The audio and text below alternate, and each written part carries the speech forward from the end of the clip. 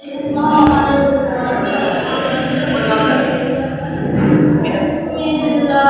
الرحمن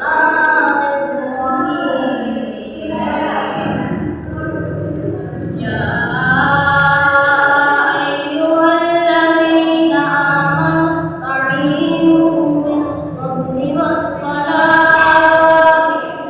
إن الله مع الصابرين ولا تقولوا لمن يقتل في سبيل الله أموات بل أحياء ولكن لا تشعرون ولنبلونكم بشيء من الخوف والجوع ونقص من الأموال والأنفس والثمرات وبشر الصابرين الذين إذا أصابتهم مصيبة قالوا إنا لله وإنا إليه راجعون أولئك عليهم صلوات من ربهم ورحمة وأولئك هم المهتدون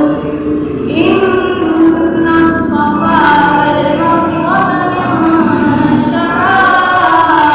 شعائر الله ومن حج البيت أو اعتمر فلا جناح عليه أن يطوف بهما ومن تطوع خيرا فإن الله شاكر عليم إن الذين يكتمون ما أنزلنا من البينات والهدى من بعد ما بيناه للناس في الكتاب أولئك يلعنهم الله ويلعنهم اللاعنون إلا الذين تابوا وأصلحوا وبينوا فأولئك أتوب عليهم وأنا التواب الرحيم إن الذين كفروا وماتوا وهم كفار أولئك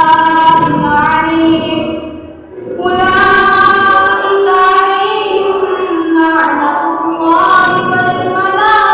والملائكة والناس أجمعين خالدين فيها لا يخفف عنهم العذاب ولا هم ينظرون وإذا